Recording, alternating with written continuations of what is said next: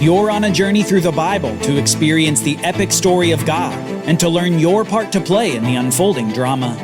Prepare for your role as you learn your history, your enemy, and your king. Welcome to the Bible Brief. Join us today as we see deep rebellion in the northern kingdom of Israel before God sends a prophet to demonstrate his power through fire. You're listening to the Bible Brief.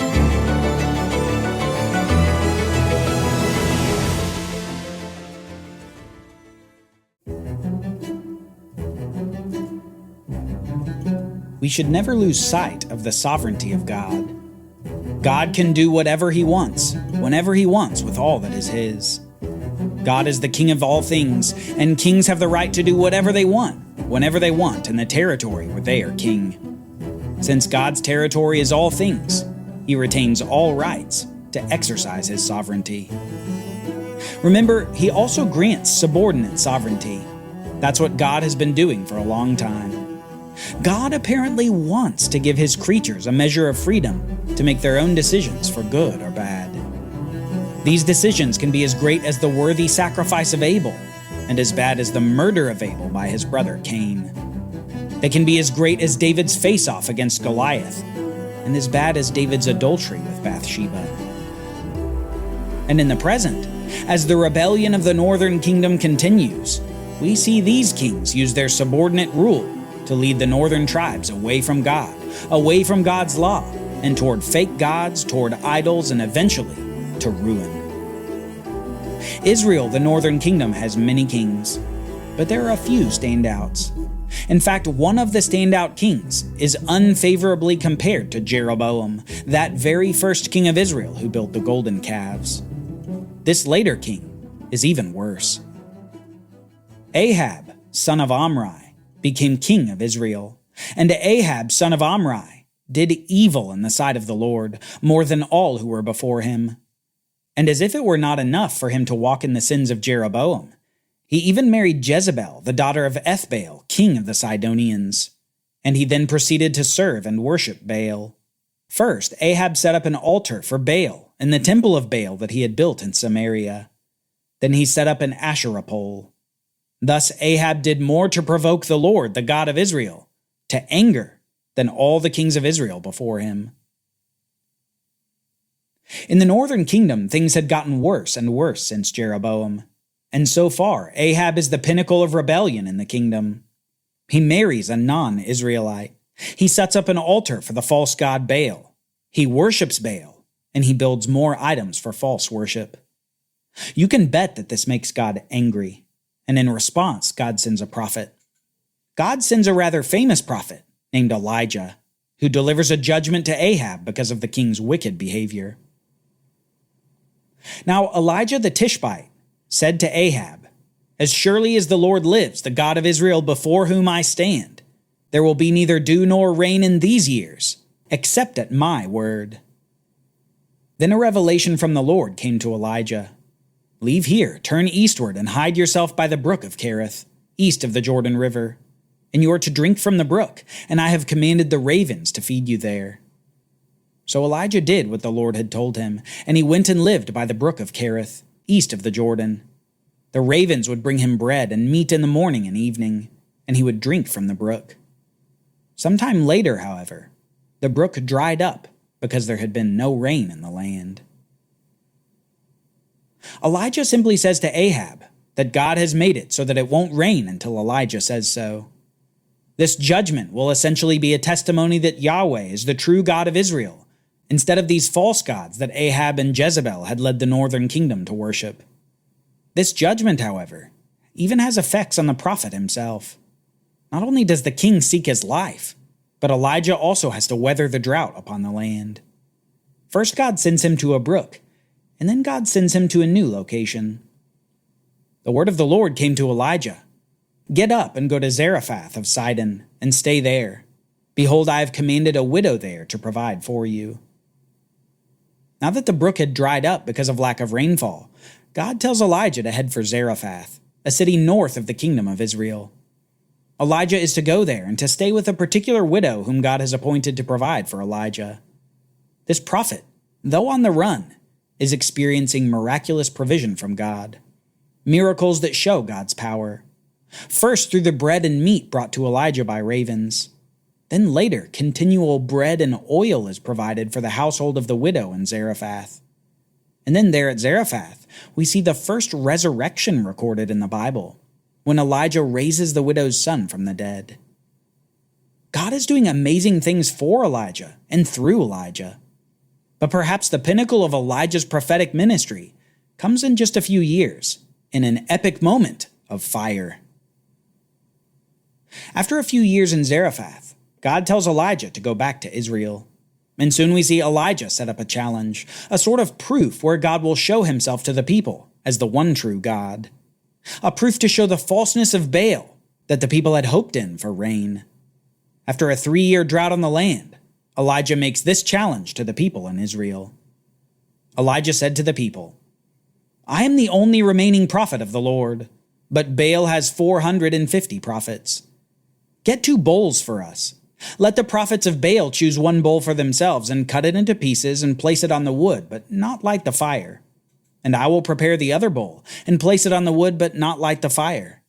Then you may call on the name of your God, and I will call on the name of Yahweh.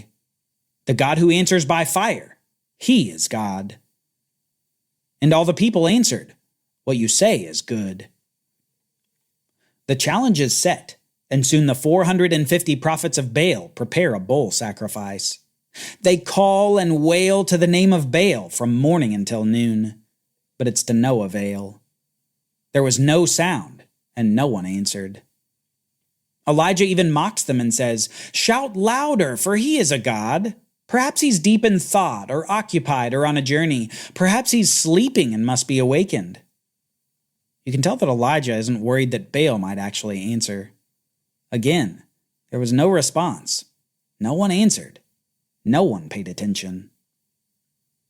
Finally, it's Elijah's turn. Elijah took 12 stones, 1 for each tribe of the sons of Jacob, to whom the word of the Lord had come and said, "Israel shall be your name."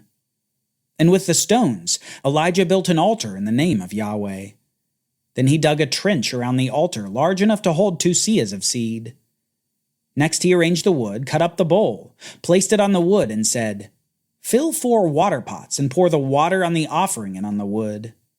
"Do it a second time," he said, and they did it a second time. "Do it a third time," he said, and they did it a third time. So the water ran down around the altar and even filled the trench. Elijah takes 12 stones for the 12 tribes of Israel, reminding these people of their identity among the 12. It's as if in the identity crisis brought on by sin, these people have forgotten who they are and where they came from. They've forgotten the God who called them out of Egypt, who gave them the law, who saved them time and time again. And here Elijah gives them a reminder. And God himself provides the exclamation point. Elijah the prophet approached the altar and said, "O Lord, God of Abraham, Isaac, and Israel, let it be known this day that you are God in Israel, and that I am your servant, and have done all these things at your command. Answer me, O Yahweh, answer me so that this people will know that you, Yahweh, are God, and that you have turned their hearts back again." Then the fire of the Lord fell and consumed the sacrifice, the wood, the stones, and the dust, and it licked up the water in the trench. When all the people saw this, they fell face down and said, "Yahweh, he is God. Yahweh, he is God." God has graciously reminded the people of who they are. And even though he doesn't have to, he proves himself by sending fire down from heaven to consume the sacrifice. Just as fire came down to consume the sacrifice at the dedication of Solomon's temple, so here God did the same. He mercifully was showing his power to his people, as he had done innumerable times before. The challenge has been won, and swiftly, Elijah violently deals with the false prophets of the false god Baal, before the true God sends rain upon the land again. This is only a taste of the amazing life of persecuted Elijah amidst a rebellious people in the north. Though Ahab was more wicked than any king before him, Elijah continued in faithfulness to God. Elijah spoke the words of God, even when ears were shut to them. And through this prophet, God showed Israel his power over all their false gods. We should note, however, one more thing about Elijah. He is one of 2 humans in all of the Bible who didn't have to experience physical death. At the end of his ministry, God simply sends a fiery chariot from heaven to receive Elijah. Quite a remarkable ending for quite a remarkable prophet. This prophet from Israel, however, along with many other prophets we see along the way, couldn't forestall the seemingly inevitable arc toward destruction. Israel was in a bad place, and it would continue its rebellion through the decades and centuries. That is, until finally God said, enough. The opportunity for turning back would come to an end, and the northern kingdom of Israel would be conquered by the Assyrian Empire in 722 BC. The Bible provides a simple explanation. When the Lord had torn Israel away from the house of David, they made Jeroboam son of Nebat king, and Jeroboam led Israel away from following the Lord and caused them to commit a great sin. The Israelites persisted in all the sins that Jeroboam had committed and did not turn away from them. Finally, the Lord removed Israel from his presence, as he had declared through all his servants the prophets. So Israel was exiled from their homeland into Assyria, where they are to this day. The first king Jeroboam led a rebellion that eventually ended in exile. He set up fake gods with false priests, and the people, though they had the prophets, resisted God until finally he resisted them. God removed the kingdom of Israel from his sight. Israel is in exile.